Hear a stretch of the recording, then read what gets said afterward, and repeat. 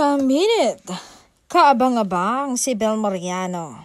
Bagong hairstyle, balik black hair na siya.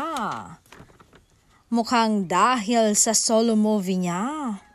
Pero bagay na bagay niya ang bago niyang hairstyle. Ang balita ko'y sinamahan siya kahapon na magpagupit ni Donnie. Diba?